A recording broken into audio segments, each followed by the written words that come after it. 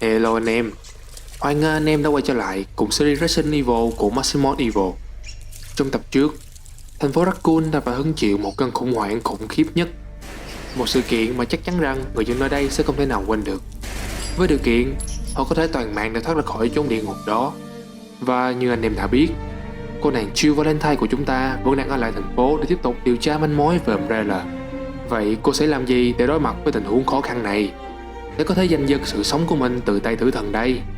Và anh em hãy nhớ rằng trình tự câu chuyện trong tập này được Maximon tổng hợp thông tin và cố gắng liên kết một cách liền mạch nhất có thể.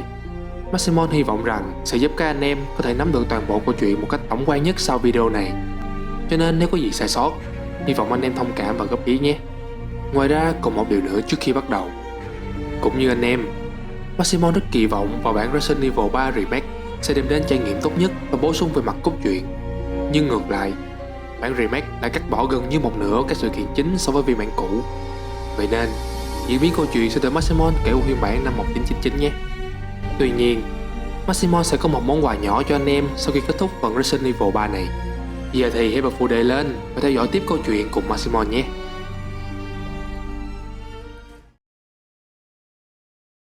Khi tin tức về cuộc bạo loạn này lọt đến tai chính phủ, họ lập tức cử quân đội Hoa Kỳ chặn hết mọi con đường dẫn vào thành phố Raccoon và cô lập phần lớn hãng Arklay với thế giới bên ngoài. Đồng thời, họ thực hiện các biện pháp quân sự nhằm ngăn chặn sự lây nhiễm chen ra các khu vực lân cận. Tuy nhiên, ngay cả sự phối hợp giữa nhiều lực lượng quân sự khác nhau như Raccoon SWAT, quân đội Mỹ, biệt đội đối phó vũ khí sinh học Umbrella Biohazard Countermeasure Service, UBCS, thì cũng khó mà ngăn chặn được hết số lượng khổng lồ người bị lây nhiễm. Lúc này, Jill Valentine đang đếm ngược thời gian bên trong phòng của mình. Chỉ còn vài ngày nữa thôi, cô sẽ bay sang châu Âu để tham gia điều tra cùng hai người bạn chí cốt là Chris và Barry. Một lúc sau, cô bước ra khỏi căn hộ và lập tức nhận ra mình đang mắc kẹt giữa trung tâm của sự hỗn loạn này. Sau một hồi chạy trốn, cô buộc phải tạm lánh nạn trong một nhà kho ở khu uptown thành phố Raccoon cùng với một người đàn ông tên là Dario Rosso. Đến ngày 28 tháng 9, cô nhận thấy sớm muộn gì bọn zombie cũng sẽ tràn vào đây, chưa kể đến việc lương thực đang dần cạn kiệt. Cho nên, cô từ bỏ việc trông chờ sẽ có người đến ứng cứu và khuyên Rosso thử một lần liều ăn nhiều, thì bỏ đi cùng với cô để tìm cách thoát ra ngoài. Tuy nhiên, Rosso từ chối, vì ông ta vẫn còn bị ám ảnh sau khi chứng kiến gia đình mình bị giết hại bởi lũ zombie ngoài kia. Quá hoang loạn, ông thà rằng chết đói trong này còn hơn phải đối mặt với chúng, và quyết định tự giam mình trong một chiếc container. Không còn cách nào khác, Jill nằm một mình rời khỏi nhà kho và bắt đầu cuộc hành trình sống còn của mình. Trên đường đi, cô gặp lại Brad Vicker, anh chàng phi công của đoàn Alpha. Nhưng anh vừa mới bị một con zombie cắn. Brad cảnh báo Jill về một con quái vật luôn lái nhải tên của Star và đang săn lùng các thành viên của tổ chức. Sau đó, anh cùng Jill nhanh chóng tiến về phía trụ sở cảnh sát RPD với hy vọng tìm ra cách thoát ra khỏi nơi đây. Nhưng khi họ chỉ còn cách đích đến vài bước chân, con quái vật mà Brad nhắc đến bỗng tập kích bất ngờ và giết chết anh với một nhát đâm tàn bạo vào giữa bụng.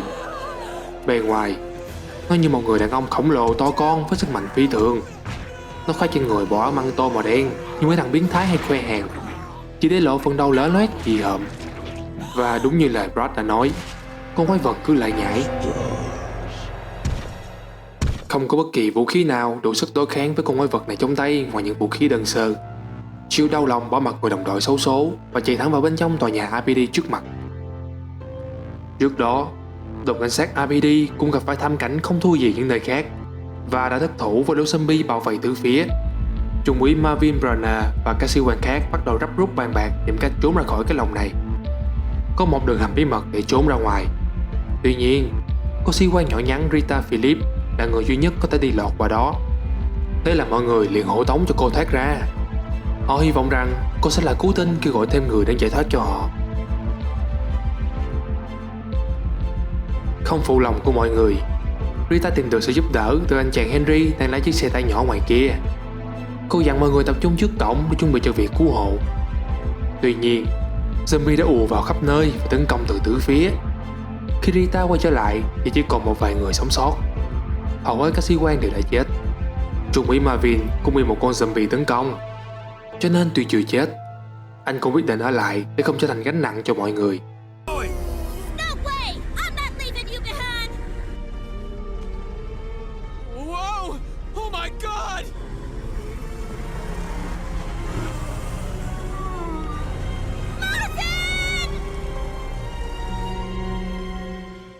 quay lại hiện tại. Khi đã bước vào RPD, Chiêu thấy rằng tình hình bên trong này cũng không mấy khả quan. Dường như không còn một ai sống sót cả. Nhưng rồi, cô phát hiện ra Trung úy Marvin đang bị hôn mê. Tuy nhiên, mặc cho Chiêu kêu gọi như thế nào, anh cũng không hề có chút phản ứng. Vậy nên, cô đành tìm kiếm thêm một số đan dược để phòng thân. Cô nghe được loáng thoáng tiếng kêu cứu của ai đó qua hệ thống liên lạc của RPD, nhưng tín hiệu sau đó liền bị ngắt. Với nhiệm vụ truy cùng diệt tận các thành viên của STAR, con quái vật lở loét không dễ gì buông tha cho Chiêu như vậy. Nó cũng xông thẳng vào tòa nhà RPD. Lúc này, nó cầm trên tay một khẩu xung phong tên lửa với quyết tâm tiêu diệt bằng được STAR. Đã là quái vật mà còn trang bị vũ khí hạng nặng, chứ vậy thì ai chơi lại. Chiêu liền chạy thục mạng ra khỏi tòa nhà. Nhưng tránh voi dưa lại gặp voi dừa. Ở ngoài phố, cô chạm chén một con quái vật khác tên là Troendimus. Vật chủ là những con bọ chân đốt, lấy ví dụ như loài bọ chét. Sau khi chơi ngu hút máu từ cơ thể những con zombie, lũ bọ này cũng bị lây nhiễm theo. Chúng trở nên to lớn, hung hãn hơn và sẵn sàng vồ lấy bất kỳ con mồi nào trước mặt để hút cạn kiệt máu họ. Với kinh nghiệm chiến đấu lâu năm của mình, Chiêu vượt qua bọn côn trùng này không mấy khó khăn. Sau đó, cô gặp được người đã kêu cứu qua bộ đàm lúc trước. Đó là một cậu thanh niên còn khá trẻ tên là Carlos Oliveira. Khi gặp Chiêu, anh chàng liền tự xưng là một thành viên trong đội UBCS có nhiệm vụ giải cứu người dân của thành phố này. Nhưng vừa nghe đến tên Umbrella, mặt Chiêu liền biến sắc và giận tím cả người. Tốt bụng làm sao khi mà chính Umbrella các người lại chính là kẻ gây ra tất cả những chuyện này. Bản thân Carlos không rõ lý do vì sao cô nàng lại tỏ thái độ đanh thép trước tổ chức Umbrella như vậy. Không muốn mất lòng người đẹp, cậu chàng cố đính chính rằng anh cũng chỉ là một thằng lính đánh thuê. Mục đích của anh ở đây để cứu mọi người là sự thật, dù cho cô nàng có tin hay không.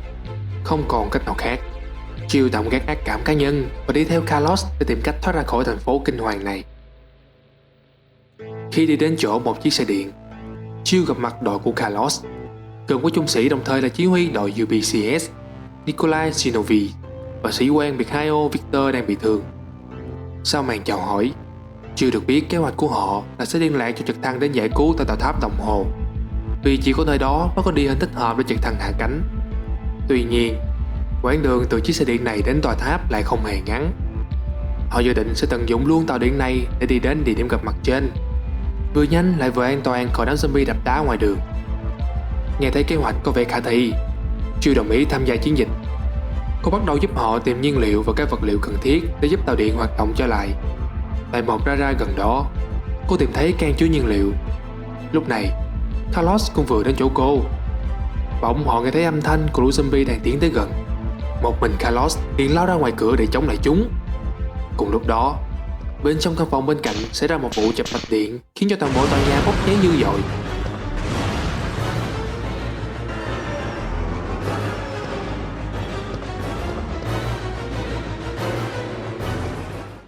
Chiêu liền chạy ra bên ngoài và thấy rằng Carlos đã tiêu diệt được toàn bộ lũ zombie kia. Những ác cảm của cô về cậu trai trẻ này dần được xóa bỏ nhờ vào sự gan dạ dũng cảm của anh. Còn Carlos thì hí hửng vì mình vừa ghi điểm cho mắt người đẹp. Sau đó, họ nhanh chóng chạy đi trước khi tòa nhà phát nổ.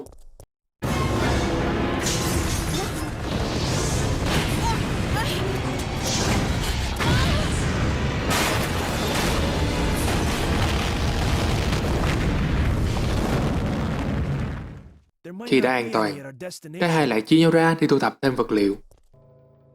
Khi Chiêu quay lại chỗ xe điện, cô thấy Mikhail dù đang bị thương nhưng vẫn cố gắng trút cơn giận dữ vì cái chết của những người đồng đội lên mọi zombie. Cô liền dìu anh ta chở vào toa xe điện. Cũng là một người lính, Chiêu hiểu cái cảm giác khi thấy những người đồng đội vẫn còn trò chuyện với mình sáng nay bỗng nhiên chỉ còn là những cái xác lạnh ngắt. Nó đau đớn như thế nào. Vả lại, Chiêu hiểu rằng Mikhail cũng chỉ được thuê bởi Umbrella giống như Carlos, chứ không hề xấu xa như tổ chức đó. Cô an ủi anh đừng quá đau lòng, cũng đừng nên cố gắng quá. Thay vào đó anh hãy nghỉ ngơi đi, bởi vì anh cần phải hồi phục vết thương trước đã. Còn bên phía Carlos, hiện giờ anh đang phải đối mặt với Murphy, người đồng đội và đồng thời là bạn thân của anh, nhưng đang dần biến thành zombie. Murphy liên tục van xin Carlos hãy chấm dứt cuộc đời mình. Anh đã quá đau đớn rồi. Anh không muốn trở thành một trong số bọn chúng, không muốn gây hại cho bất cứ ai. Cho nên anh xin Carlos hãy mau giết anh đi. Sau một hồi đấu tranh tư tưởng, dù trước đó Carlos luôn giữ được tinh thần lạc quan khi đối mặt với khó khăn, nhưng lúc này anh đành phải nén chặt nỗi đau để siết cò súng bắn chết người bạn của mình. Why? No. Khi anh quay về thì tàu điện đã có đủ nguyên vật liệu. Lúc này họ nhận ra Nikolai đã mất tích một cách bí ẩn. Jill nghĩ rằng có lẽ anh ta đã không tránh khỏi được lũ zombie khát máu. Không thể chần chừ lâu hơn, họ quyết định khởi động tàu điện ngầm theo như kế hoạch ban đầu. Nhưng vừa mới đi chưa được bao lâu, con quái vật lở loét đã bắt kịp họ.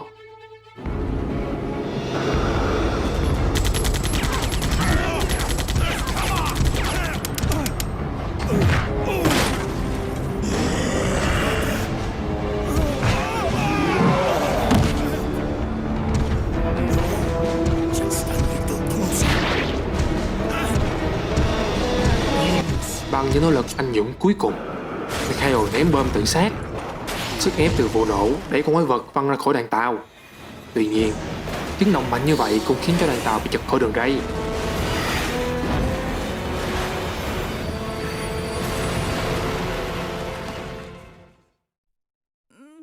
May mắn thay, cả hai lúc này đang ở khá gần tháp đồng hồ. Không có thời gian để tiếc thương cho người chiến hữu. Họ tiến vào trong và phát hiện ra những người bên trong tháp đều trở thành zombie. Ngoài ra, không có một chiếc trực thăng nào cả. Carlos bắt đầu nghi ngờ rằng chính mình cũng chỉ là một nạn nhân, một con lừa ngu ngốc. Bởi vì không đời nào Umbrella lại thật sự để cho bất kỳ ai sống sót thoát ra khỏi thành phố này. Nghe thấy những lời than vãn bi lụy của anh chàng, Jill liền quay sang tát cho một phát sái cái vai hàm để anh tỉnh ra. Suốt những ngày địa ngục vừa qua, ai cũng phải trải qua quá nhiều mất mát. Không phải chỉ riêng Carlos tuyệt vọng, Jill cũng rất sợ cái chết. Biết bao nhiêu lần cô phải chứng kiến những người đồng đội thân thiết của mình như Brad hay Richard bỏ mạng dưới tay lũ quái vật kia. Jill biết rằng rồi cũng sẽ đến lượt cô rơi vào hoàn cảnh đó, chỉ là sớm hay muộn mà thôi. Nhưng cô vẫn có khao khát được sống mãnh liệt, vậy nên cô sẽ không ngừng chiến đấu cho tới hơi thở cuối cùng. Giờ thì cả hai cần phải tìm cách rung cái chuông trên đỉnh tòa tháp để báo hiệu cho trực thăng cứu hộ đến. Đây là cách duy nhất họ có thể làm lúc này. Khi tiếng chuông vang lên, trực thăng thực sự đã đến. Jill kêu gọi đội cứu hộ với niềm hy vọng tràn đầy. Cô sắp được thoát rồi, chỉ còn một chút nữa thôi. Down here. It's finally over. Nhưng không, con quái vật khốn kiếp lại xuất hiện và nó cho nổ tung hy vọng sống sót của cô bằng một phát bắn xuất sắc từ khẩu súng bóng tên lửa vào thẳng dưới trực thăng. Jill một lần nữa bị lôi xuống hố sâu tuyệt vọng. Lúc này, cô và Carlos buộc phải đối đầu trực diện với con quái vật. Jill.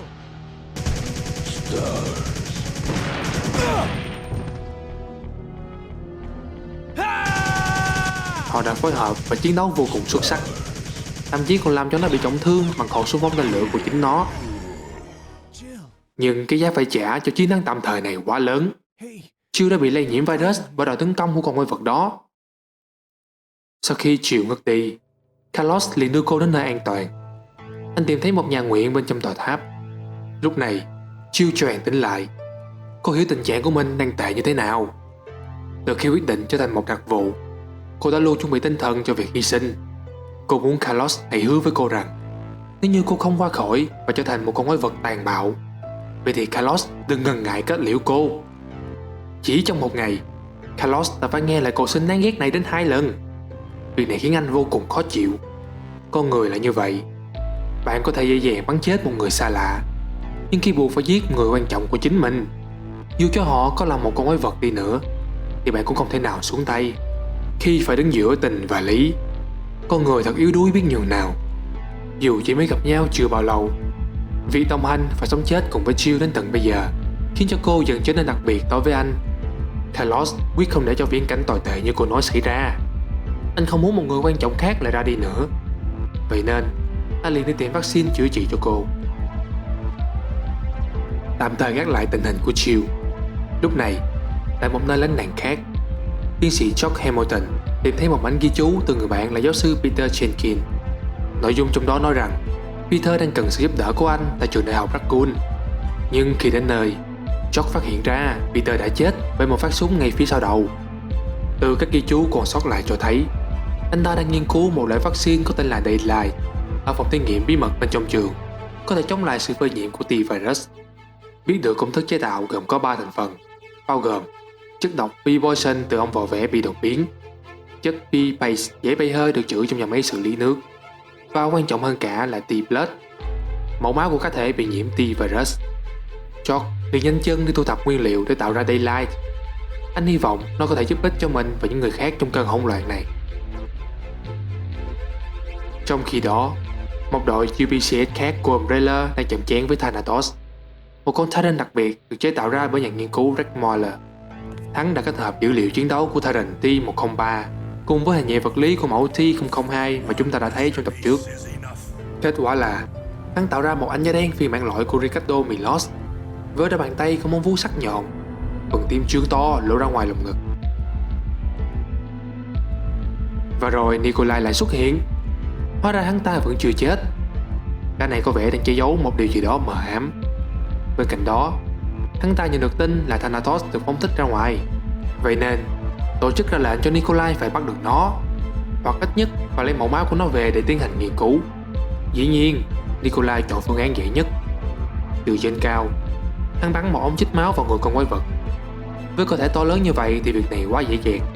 Nhưng Nikolai không ngờ rằng Thanatos không thích bị mũi chích.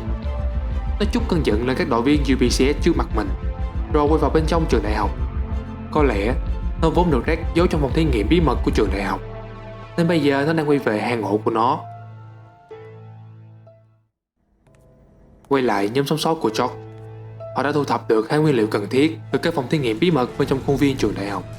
Cuối cùng, khi phải đối mặt với Thanatos, họ khôn khéo dụ nó đến chỗ sợi dây điện bị hở đang treo lơ lửng và khiến nó tạm thời bị tê liệt.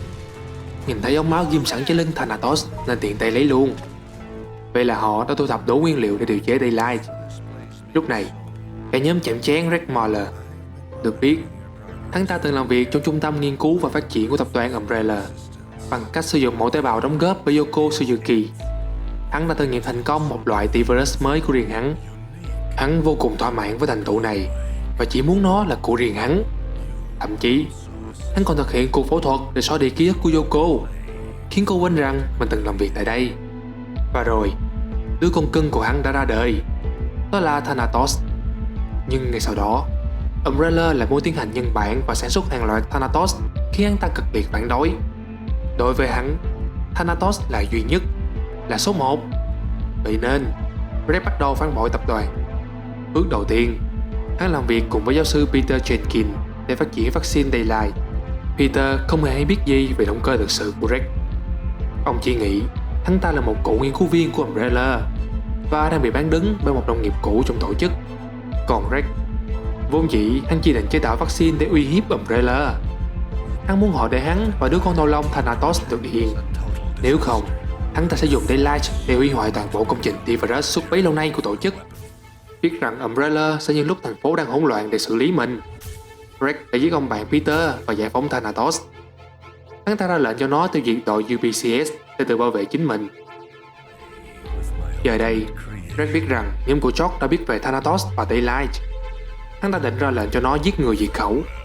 Nhưng từ trên ống thông hơi, Nikolai đã bắn một phát xuyên qua đầu Rex, rồi kích hoạt các quả bom hẹn giờ để phá hủy trường đại học cũng như toàn bộ thông tin sẽ gây hại cho tổ chức. Nhóm của George kịp thời chạy ra sân trường ngay trước khi vụ nổ xảy ra.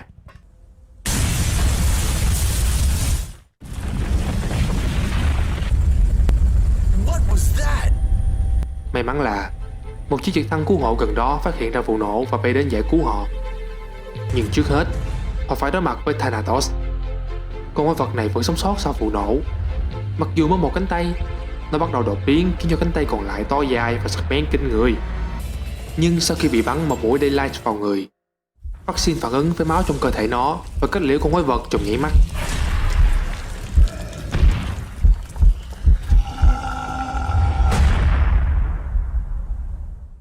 Cuối cùng, họ lên trực thăng và thoát khỏi thành phố.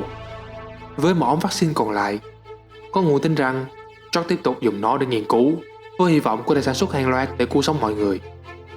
Tuy nhiên, với lòng tham không đáy của con người, tin rằng sau này không chỉ có T-Virus mà sẽ còn có nhiều loại virus khác khiến cho thế giới điên loạn.